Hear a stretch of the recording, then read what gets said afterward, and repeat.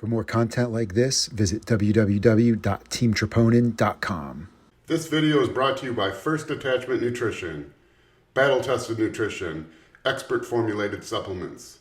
Join the First Attachment revolution. What's up, guys? We are back with the Troponin episodes, episode 4. We're going to be talking about peak week, the rebound, and Justin's going to answer a couple of questions about insulin and how to be using it. So Dave is officially 5 days out from his first show of the year this year. If you guys have been following, we talked a little bit about whether or not he's going to go to USAs or not. And he made the decision not to do USAs, which I think he's excited or happy about, or glad about. But he is 5 days out from his show now. So Justin, do you want to talk a little bit about Dave's peak week and how maybe it differs from previous peaks you've done with Dave? Yeah, and it's actually different than it would be because of the USAs. So this was just a qualifier. Not that we were going to take it lightly, but Dave's in a position, he's going to be over 240 pounds on stage in contest shape. So qualifying should not be an issue. I mean, it's not like an Uber freak could always show up, but Dave's also an Uber freak, and two people, from each class are going to qualify. Or is this 5 people now, isn't it? I don't even know what I think they changed it back to 2. Back to 2, yeah. I never remember. It was 2 forever, and then 5 for a while. But yeah, okay. But so Dave's going to qualify. I mean, but because he's not doing USAs now, he's going into this week much more depleted than we would have been, and so we have to handle things a little bit differently. We were going to do pretty mild, not do really any major carb, but we're still not doing anything major because he's not fully peaked. And this is a really hard thing for people to understand, but it's one of the most important things to understand when you're prep. If you want to be full on stage, you have to be flat and small in prep. And that the people that want to be big, and that's why, anytime I don't like working with guys who have big in their name on Instagram, big Steve Johnson, because they never look good on stage because they're so worried about being big, they never get flat and lean enough to be able to look big on stage. Because, what looks big on stage, 1, is being shredded. And 2, if you're super flat and over dieted, you can really fill out and be full on stage. If you're worried about being full all prep, you go into peak week not in shape, and your peak week is spent trying to pull water that's actually fat, and you end up on stage, a flatter look. And so, but because Dave hasn't been, this wasn't his full on completely, I mean, he would argue again, he is near death, but this isn't his full on completely depleted near death peak like it would have been for the USAs. We got him pretty close, but so we're really only doing 1 full carb up day. Wednesday, we have some added calories, but nothing crazy at all. And then Thursday, we have him carving up with full water. So he has 8 liters of water all through the last couple of weeks. And he's had, I don't know what his sodium is, but it's high and consistent from meal to meal and consistent from day to day. I mean, we will not cut sodium. But Wednesday, we have him, I can't remember what I put, maybe 700 grams of carbs, 750. Wednesday. Thursday, no. Thursday, sorry. Yeah, Thursday is 6 times 125, so 750. Yeah, so which is less than your high day right now. So we're really not, I think we're not really going crazy with it. The reason is like I said, because we need to make sure he's dry on stage for where he's at prep wise, conditioning wise, not over push the fullness. Now Friday, what we're doing also for the same reason is I believe your carbs are actually lower on Friday than they were on Friday last prep you did. But yeah, I think the fats have always been high, like 21 grams per meal. Okay. Yeah, so so basically the approach, and I'm going by memory because I don't have your peak in front of me, but what we're doing with Dave, kind of one of my standard styles is Wednesday is a slightly higher calorie day, nothing crazy. Thursday is like your carb up day. And then Friday we dry out, but we don't want to flatten out. We don't want to burn that glycogen. Once you're full, you have that glycogen in muscle, it's going to stay there. We're not training, we're not doing anything, so it's not going to go anywhere. The only way it can go somewhere is if we're in a calorie deficit and your body has to burn that glycogen for energy. So Friday, our goal is kind of dry calories. We're not pumping the carbs in, but we want enough calories that he doesn't burn the glycogen he has. So we increase the fats. And protein isn't even really that high on Friday either. Nothing's really that high, but that's right. Like, yeah. Yeah. So it's basically like it's almost like the zone diet. It's like moderate protein, moderate carbs, moderate fat, because we're trying to keep the glycogen in, but we don't want so many carbs that he's not able to dry out. because also we're reducing water on Friday. And so we've talked about it before, to store glycogen, you need carbs, water, and sodium. We have, if we aren't drinking the water and we add the carbs, there's no way to store that glycogen, and its blood sugar will climb, and that's not a good look. So we keep the carbs a little lower because the water's lower. We'll dry out Friday, and then Saturday morning's really boring, just basic like a 7-ounce steak meal with like a cup and a half of rice and some avocado about every 2 hours from when you wake up till about 2 hours before the stage. We're basically just not trying to screw anything on Saturday. But then we have some real last minute things we can kind of not like tricks, but little final things to make sure he's fully dialed in. I don't remember David having a problem with sodium going hyponatremic in the past. I did on at Junior Nats last year. The morning of the show, I sent you a picture. You said you look low sodium, so you had to eat a whole can of Pringles.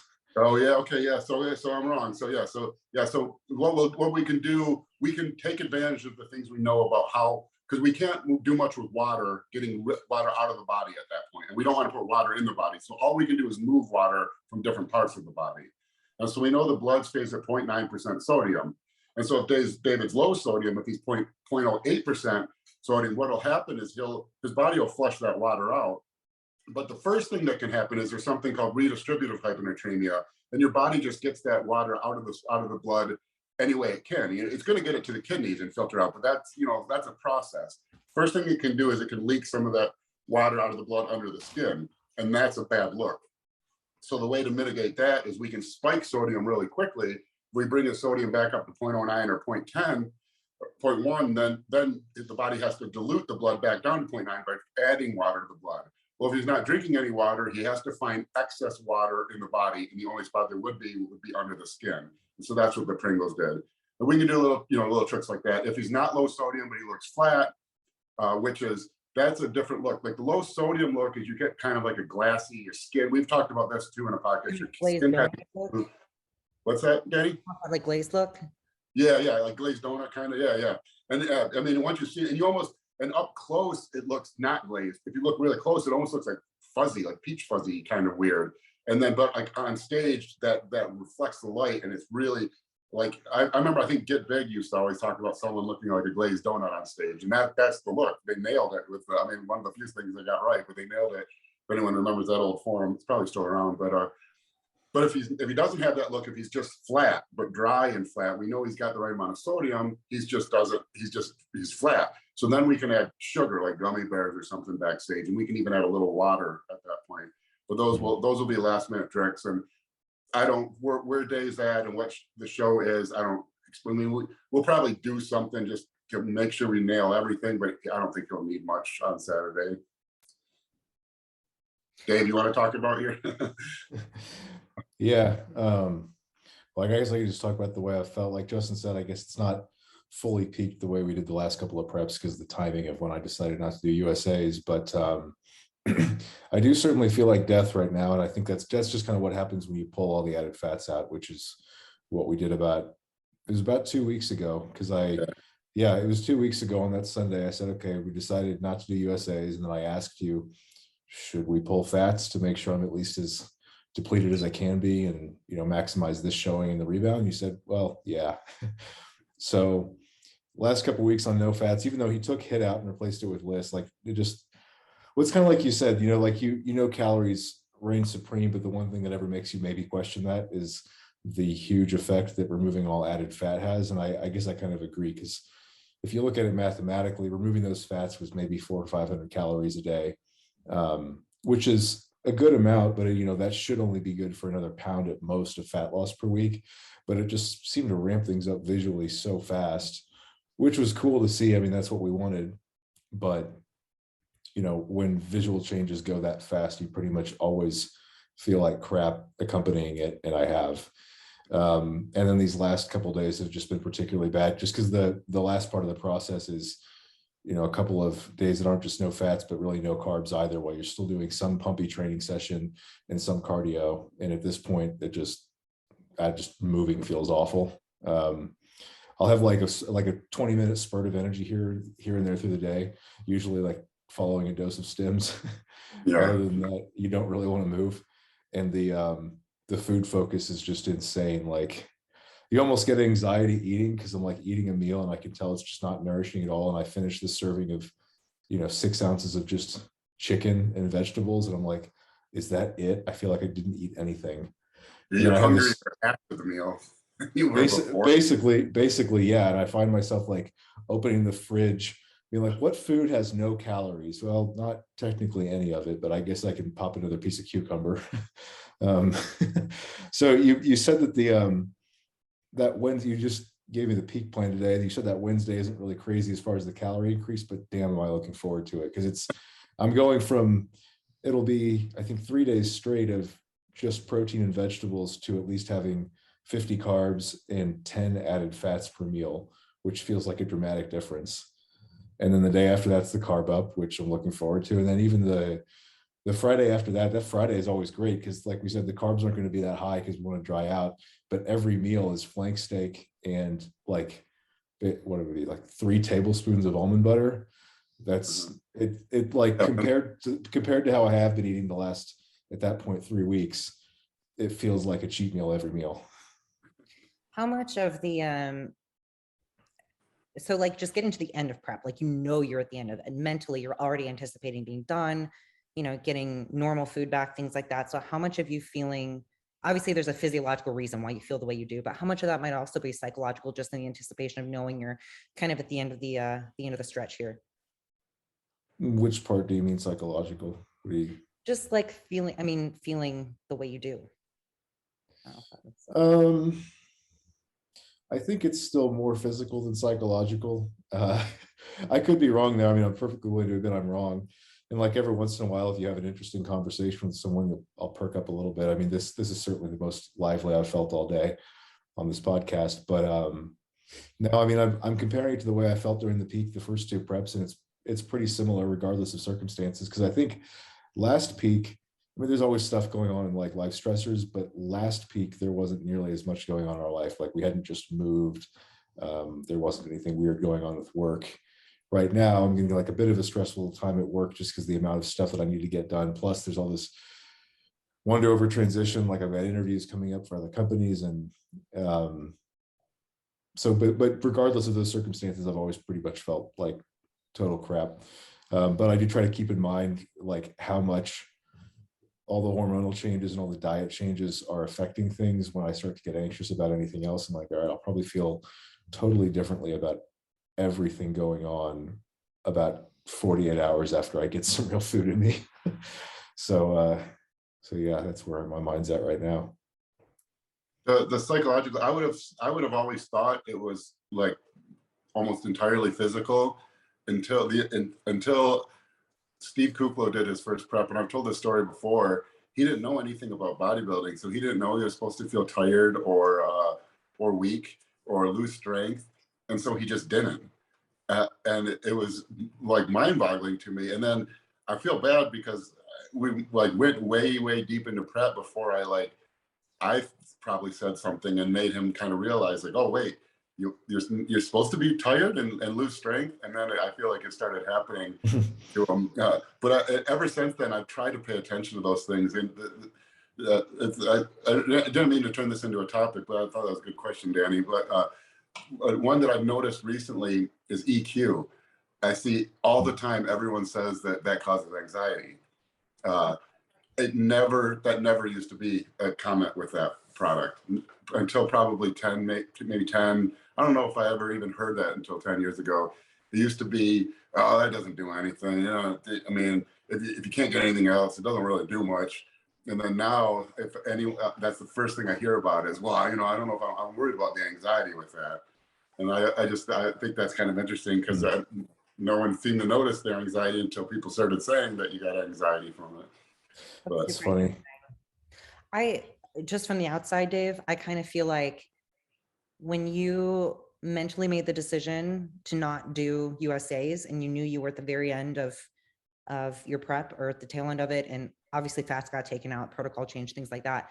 But I think that once you had your deadline closer in sight, I think that like that narrative became a little self-fulfilling in a way. And I think that's really common for a lot of people.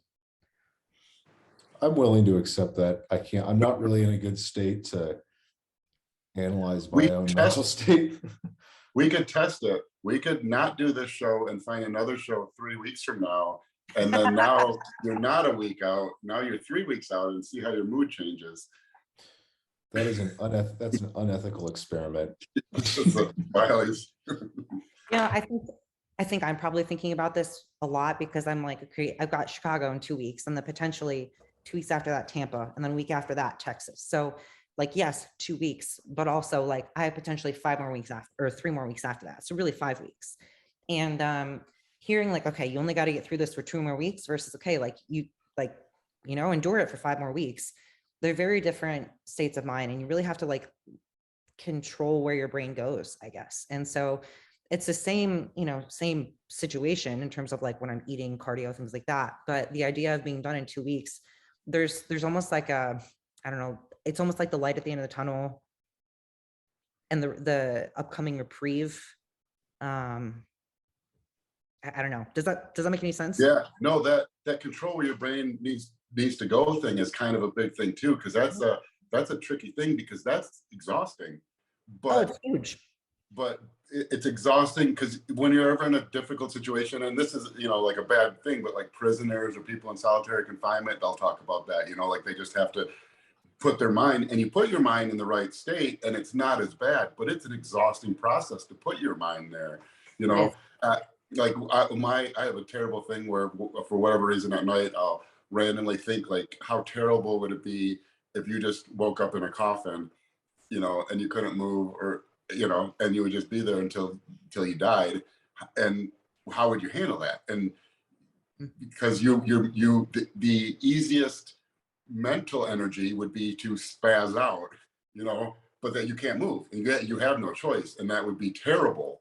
And the best mental energy and the way to keep your sanity would be to realize you can't do anything about this. You have to put your mind in a place where if anyone's ever had an MRI, it's kind of like that. I mean, that feels like a coffin, and you can, if you're not in the right mental space, you can, like, because you can't see anything. You don't know if the people leave the room, that they could have left, and you could be there for. It's kind of, you're really right trapped in that MRI, and it's a weird state that it's half of one, 6 dozen of the other, because the easy brain energy pathway is to freak out.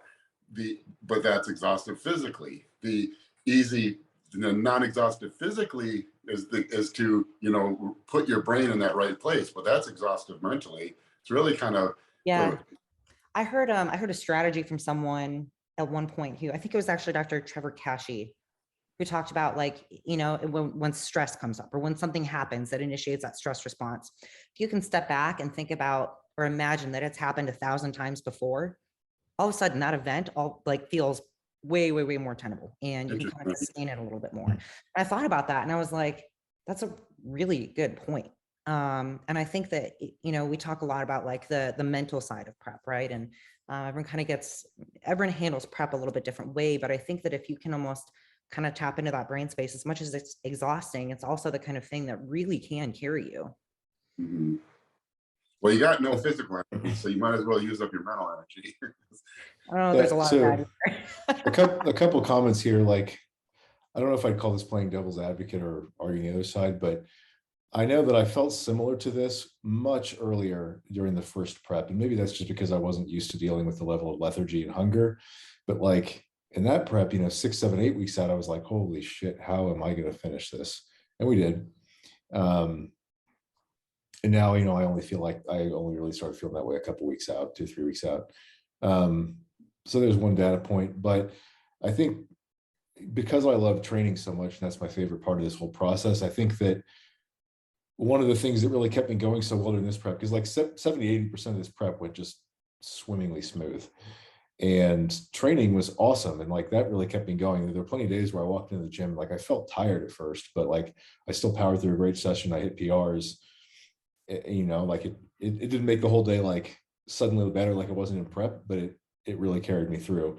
And so I think around 3 or 4 weeks out is when training started to take a dive too. And not just because of that little injury, just because that's when I finally started to lose a little bit of strength and have to accept that sessions weren't going to be groundbreaking. And so that does probably make it a little bit harder for me mentally as well, because that's kind of like the part of my day that keeps me going a little bit more. That's a weird thing you brought up with like the first prep versus second prep. And I never really fully nailed down exactly the process on that, but always the most difficult prep you'll ever do is your first prep.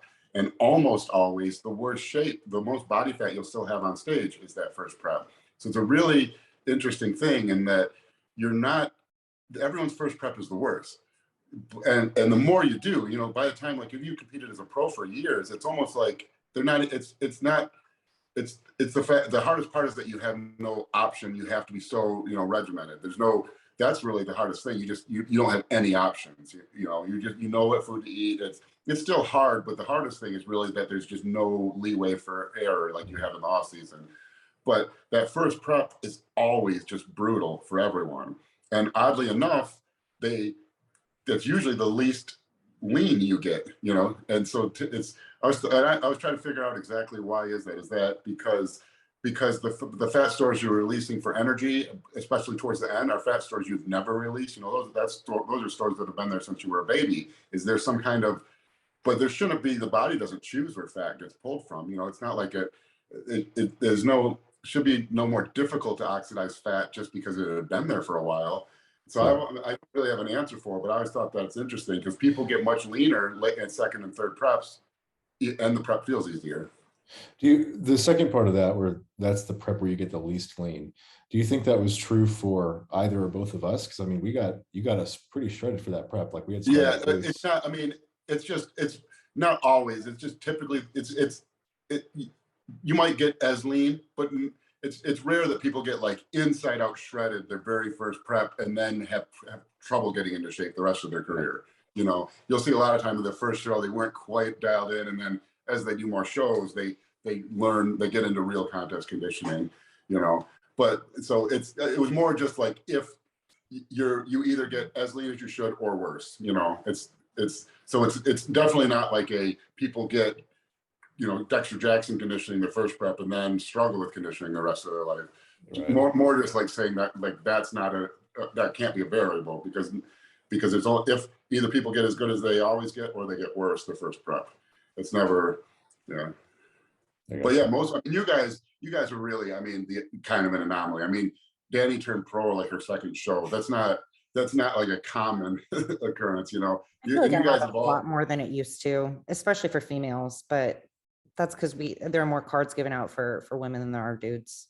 Yeah, so. and you, it's not like you had a career in the strength sports, so it's sort of misleading. It would be, it's not totally different than like a Ben Pollock turning pro rather quickly, when you've been training and competing at a very high level for a decade, it's slightly different, but still, you guys aren't really the norm on that, like the picture you guys just posted, Dave doesn't even look like Dave from 2 years ago. So. Man, I used the video that you made of rack chins for someone, Dave. If you were like, during that first prep when I was shirtless. Yeah, and I uploaded it for a client. I was like, oh my God, I think Dave ate former Dave as an appetizer on a cheat meal.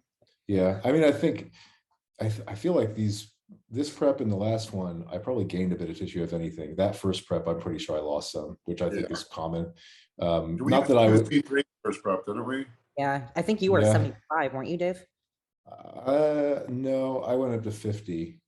And I'm sure that played a role, but I think it's like you said, that first prep, sometimes you just have to lose some tissue to get in that shape. And then you're also just not as big as you hoped. I wasn't really too thrown off by that because I had heard so many times from you and so many of the people who know what they're talking about that you are not as big as you think you are. And I kind of internalized that from the get-go. And I accepted that I was going to feel small. And like I do now, I looked at it as a stepping stone to getting truly big.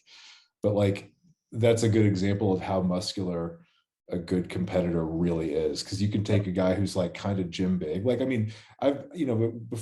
I ever prepped for that show, people would be telling me I was huge for the last decade. But then you realize how not huge you really were when you've been walking around at 240 to 250 for all the last 8 to 10 years, and you finally get shredded and you're not even 200 pounds. Yeah, I remember mine because I was already like around 280, like a chubby off season, you know, but I was always big. You know, I played football in college at 250, 260. So it was always like, felt like I was a big guy, you know, and everyone always, same thing, you know, told me I was huge. And I remember dieting. I didn't compete, but I remember dieting my first time. And I think I got down to like 217, and I was still nowhere close to contest shape. And it was like so disheartening. Of course, that was the best thing I ever did, because then I got my first actual somewhat of a rebound, you know, and made more, you know, really made a jump forward in progress. But and it was, it's like a kick in the nuts, because you know 280, you know, by 270 I had some abs, you know, like maybe top couple rows, you know, thinking I look okay, and then it just keeps coming off and keeps coming up. Yeah, well, this is like it's like the upper echelons of body weight. You can look better at a higher body fat percentage. Like someone who's 270 and like 15 to 20% body fat still looks pretty damn good, especially in clothes. Whereas the same body fat percentage at like 180 looks like nothing. Yeah, but I think, but that discrepancy, I think, that's a good, probably not reason. That shows you why like bodybuilders, even whose body weights aren't enormous compared to other bodybuilders, are so strong, because if they actually have gone through this process a few times, they're actually packing so much more muscle than your average gym rat at the same weight. So people like look at this guy who's like kind of compact and closed, and like, holy shit, how is he like pressing the 150s with ease? It's like, well, because he's actually, his pecs and shoulders and triceps are actually way bigger than yours. Well, that's a perfect example would be myself currently. I'm about 265 right now, not carrying the body fat I'd like to carry. But when I filmed Project Super Heavyweight, I think I even say in one of the days I was like 268 and 270 or something. So I'm about the same weight, and I even wear the same size clothes, but it is, you know, not even remotely close to the same bodybuilding physique, not even in the same world. It's really, I always thought that was interesting. And that's another thing. What I don't know if it's this. It can't be really the sarcoplasmic tissue, because that would take up. You know, that seems like it would take up weight. But I just thought there's a thing that happens with bodybuilders, and I know we're like way off track now, but and everyone talks about the 3D look, and it's a thing. It's almost like it just comes out of nowhere. Like I will train and be a bodybuilder and compete and train and compete, and his weight will go up, his weight will go up, his weight will go up, and then all of a sudden I'll have one off season, and I'm kind of expecting it to happen to you next off season, where your weight doesn't really go up anymore, and you're like, you know, I was gaining 20 pounds in off season, 20 pounds a year, you know, and now I weigh the same as I did last off season, but somehow you look like you're 30 pounds heavier, and it's for me it was between the Junior USAs and the USAs, same off season weight, both shows, nearly the same contest weight, and just a completely different look, you know, from like my 270 like gym rat in the off season before the Junior USAs. I was a big guy, but my 270 before the USAs was, you know, just completely different. You know, difficult to even find clothes that fit, and even though it was the same weight. That kind of leads me to another question. Well, it's kind of a two-part. So the first is just specific to me, so I'll be selfish. I think a few weeks ago you mentioned that this coming off season I might not really achieve all that different an off season weight. Like I think I peaked out around 280 or just above this past off season, and you thought maybe I wouldn't end up much higher than that. Do you still think that's the case? I think you'll probably be around 285, but I think it's going to look.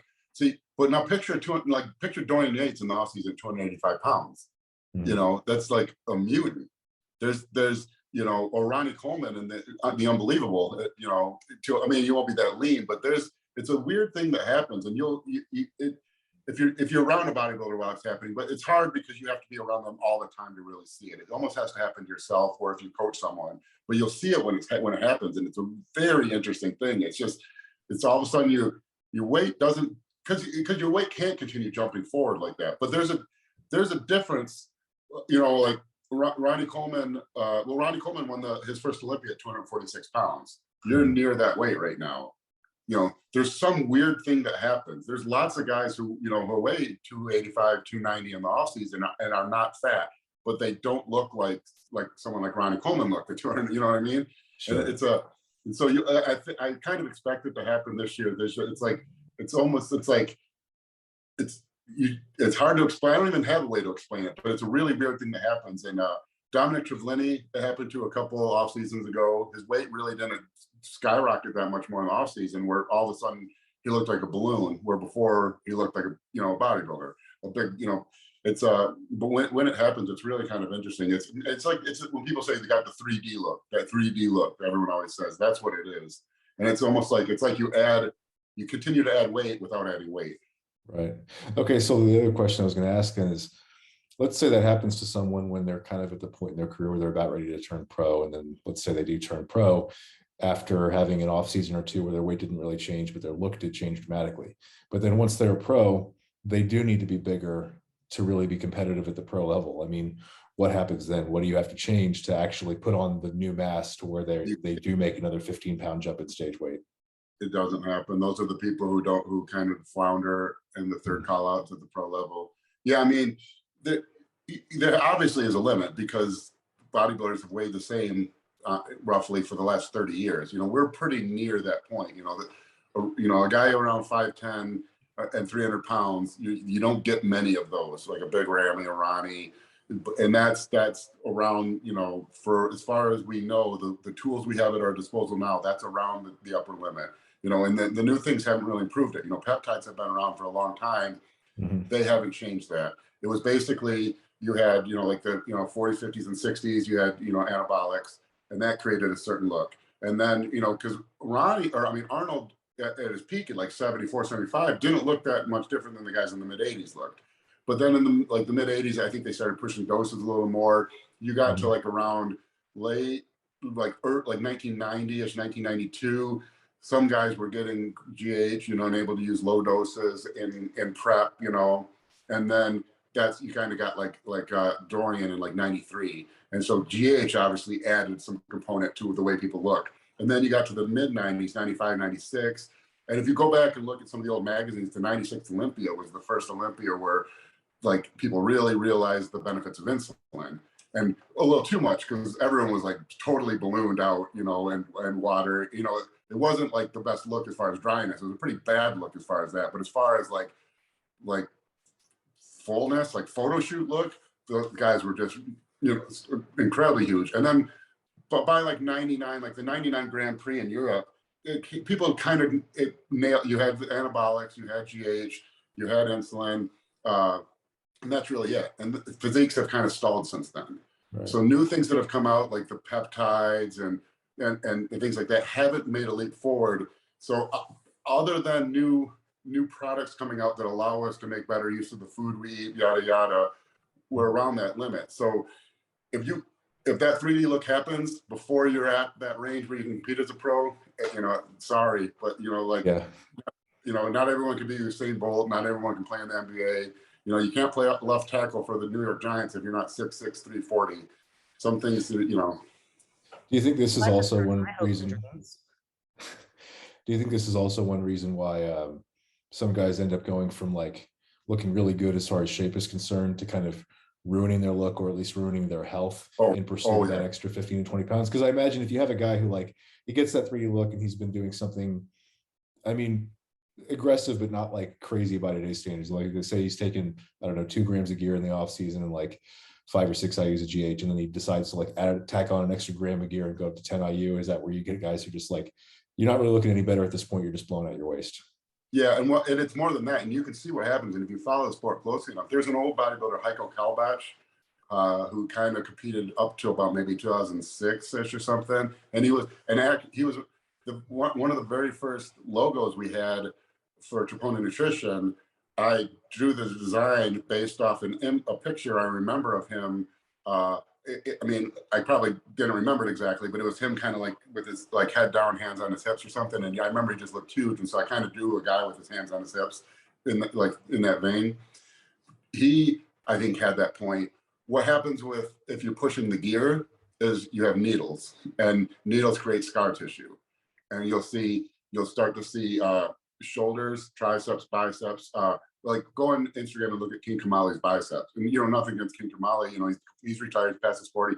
He made an amazing career out of what genetics he had. But you can see what the damage has been. And look at Jay Cutler's, his side delts kind of. They're kind of, there's only so many metal jabs into the skin you can get. Each one creates some level of scar tissue. So there's only so much you can push that before those things start happening. With the GH, you have the acromegaly. We talked about Maurice Tillet, you know, the French angel, that acromegaly, or, you know, and so you can see those acromegalic side effects, the widening waist, the rib cage kind of expanding out. Instead of a V taper, you get kind of an A shape with your rib cage, probably from nerve compression, the carpal tunnel type syndromes from all the fluid retention. You get compressed nerves, your triceps start atrophying. Old bodybuilders always lose their triceps. They lose their quad sweep, probably for the same reason. You'll see a lot of guys lose their gastrocnemius, likely for a similar reason. The brachial radialis of the forearm, we talk about all the time, you know. And so, and then you can get similar things like with insulin from chronically elevated blood sugars, because whether you're taking the insulin or your body's producing the insulin, type 2 diabetes is basically from an excess of insulin. And I know that was one of our questions we'll get to later also. There's only so much you can do that as well. And so that's what ends up happening. It's not that those things wouldn't even work. I mean, they don't work, but the limiting factor is that the things, those pushing those things to that limit can't help you, because the things that there's the negatives, the side effects, the scar tissue from injections, the acromegaly side effects from the GH, and the you know, metabolic syndrome issues from the insulin just start fighting against you. And that's why the guys who have the best careers are the guys who, like a Dexter Jackson, who turned pro, you know, as a light heavyweight, probably hardly on anything, you know, and they have so much more room to push things before they run into those issues. Yeah. While we're on the topic of insulin, Dave, do you mind if I hijack conversation and ask the question that one of our listeners asked? Yeah. So someone asked, what would be the benefits and negatives of using insulin on all training days as opposed to only on high days?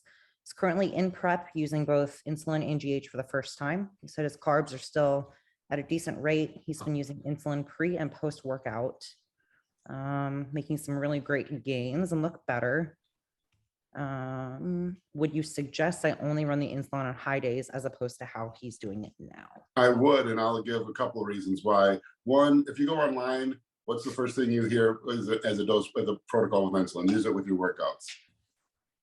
And so that's what everyone does, and everyone doesn't look good. So there's probably a different approach. So let's look why there's a different approach. So you don't just grow when you're like, we have this weird thing because we lift weights to build muscle. We think everything happens with the workouts. I have a client right now whose training workload is so insane, and I keep telling him to back down. He wants to train 7 days a week, you know, like 12 sets of squats 3 days a week, you know, just too much workload. And you don't progress that way. You don't. We think it's all training, and we focus other things, everything around the training. People think they should take their orals before training. You know, the orals increase protein synthesis. Yes, you might get some androgenic effects that improve training, but that improves your training. That doesn't necessarily improve the fact that you're synthesizing muscle from the training after the training. You want everything should be focused around the food. And so doing that, that's great. The insulin's around training, but it's not improving your training. And let's say that using insulin, you know, doubles your rate of growth. You know, well, you're not really eating during training, so you lose that hour, but let's ignore that. And let's say you do it just to make the numbers easy, you do it just around training. Let's say you use like Humalog, and you get about roughly a 3-hour active effective life. So you use it every day, 5 days a week with training, you get 15 hours a week of insulin being effective, right? But you take insulin every single day you train. You take insulin 5 days a week. That's going to have, that's an impact on your blood sugar levels, at insulin every single day. Now, let's do the extreme opposite and say you only take it 1 day a week, and you only take it on high days. And so because you don't really get, it's not just 3 hours, but if you only take one dose, you get like a dose curve like this, and it starts trailing off. And it takes for a long time, 6 or 7 or 8 hours to all the way go to zero. But those after about the 3 hour point, you're not really getting much. You get a little bit, but not enough to really cause the benefit. Now, let's say you take it 3 times a day on a high day. You get those 3 hour blips each one. That's 9 hours. So that's less than 15, but that first dose trails off, right? And then you take that first dose with that you get that added effectiveness. And now that puts you above like the dose response curve for a longer period of time. And then you get the same thing that trails off in the third one. And so really you don't get 3 separate 3 hour spikes for 9 hours. You almost get like one long 18-hour burst. Sustained. Yeah, so you get like 18 hours where enough of the insulin is in your bloodstream to cause an effective response, you know, as far as increased amino acid uptake at the cell, decreased loss of use of breaking down muscle for energy, increased glycogen storage from only 1 day of use versus 5 days of use. Now, which for long term, which one is going to be better for your insulin sensitivity? Because it's not just the fact you take insulin, it's the insulin has to work. You know, if you do 5 days a week for 10 years, that insulin's not doing much on year 10. Your insulin sensitivity is down the drain. Well, if you're only taking it 1 day a week for 10 years, you're probably still pretty sensitive down the road. And that's just 1 day a week. You know, if you have 2 high days a week, you might get 36 hours a week where enough insulin is above the effective dose level to get benefits of it, as opposed to only 15 hours taking it with every workout. So now you're more than double the effectiveness, and you're only using it 2 days a week as opposed to 5 days a week. Yeah, given that kind of, it sounds like there's kind of a cyclical nature of using it too, where if you use too much of it for a prolonged period of time, you're going to reduce your sensitivity and reduce the efficacy. But then it sounds like a great thing for some competitors to use, because you know, like if they're competing at least once per year, then they're at least going through one period of the year where if they're only using it on high days, they're at most using it once per week in prep. Yep. If that, even you might not even need it in prep because your insulin sensitivity gets better than anyway. But then what if you had someone come to you who, like, they were willing to, you know, diet hard at certain points of the year, hard-ish, and pull back so that they can grow again? Would you be more wary of that kind of person using insulin if they're not really going to push into low levels of body fat and super high levels of insulin sensitivity through a prep diet? Yeah, well, I mean, you have to pay the piper. You can't like violate the laws of physics. You can think you are, and because they only happen in the future. And so if you're only thinking of today, you don't think about the future. Because a common thing I see right now is Lantus use, and that kind of ebbs and flows. That was kind of big maybe 15 years ago, I think. When it first came out, I remember when people were really kind of playing with it, and it works because now you don't get 18 hours, you can get 24 hours in that effective range, you know, because you can take a small amount of Lantus and keep yourself right at that, like right on the edge of where you kind of get the actual benefits of insulin, which means any extra like Humalog you take is going to be hyper effective. But the problem is type 2 diabetes. So there's 2 types of diabetes. There's type 1 diabetes, where you like the islets, the beta cells in the islets of the Langerhans of the pancreas don't produce insulin. And it's likely some hereditary component, and it's probably like an autoimmune response. Your body decides the beta cells are a foreign substance that attacks them. Now they can no longer release insulin. So that's one way you don't produce insulin. That's not the diabetes everyone's like. That's not the unhealthy diabetes. You can be perfectly healthy with type 1 diabetes if you take your insulin properly yourself. If the type 2 is you've had so much insulin for so much time that those receptors stop paying attention to it. You know, like you're an alcoholic. You know, first time you drink beer, you drink 3 beers and you're lit. You know, well, if you drink every night, pretty soon you got to drink a case of beer and you're functional. You got the shakes if you don't drink it. And that's it. Anything's like that. Your receptors are the same. If those receptors are pounding with insulin all the time, they get less responsive. So pretty soon, that, you know, like this insulin, they see it, or it doesn't even bind, doesn't even pay attention to it. So you got to take more insulin.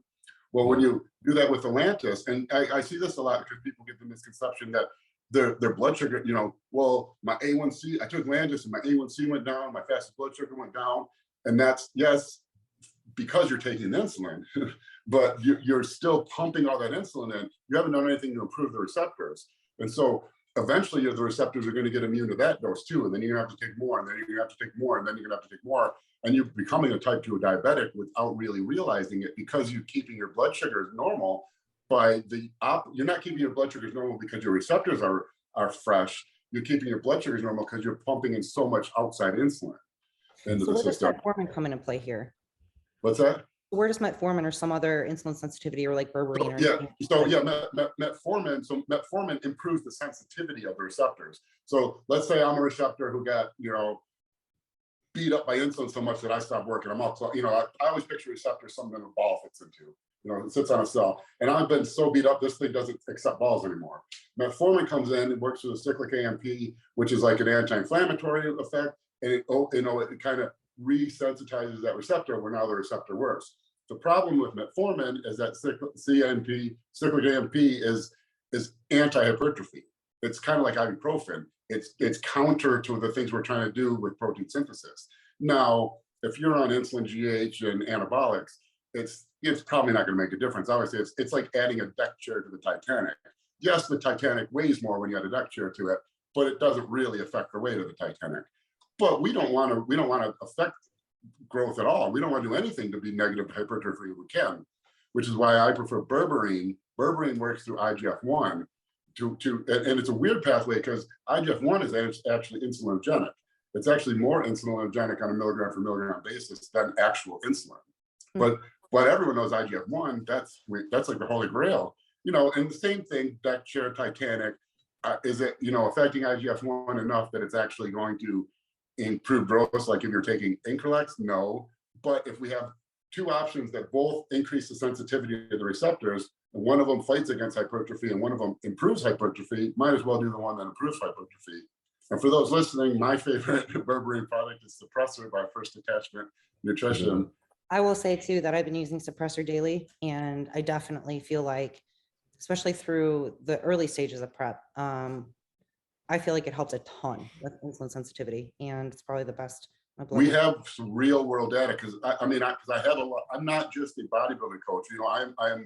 I'm not really a nutritionist by degree. I'm an exercise physiologist by undergrad degree, but I worked for a cardiology group. I was a nutritionist for a cardiology group, and I still have like probably 10% of my clients are complete, like don't even work out. They're, IBS, Crohn's, SIBO, Candida, or diabetics or things like that. And so I have some real true type 2 diabetics with real world data improving their A1C and blood sugars on Suppressor. I mean, we've seen it with berberine in general, but the problem with berberine is it's broken down by the body. It's not very bioavailable. It needs to be bound with something like cinnamon or BioPeri, black pepper. And so you'll see a lot of companies just sell berberine.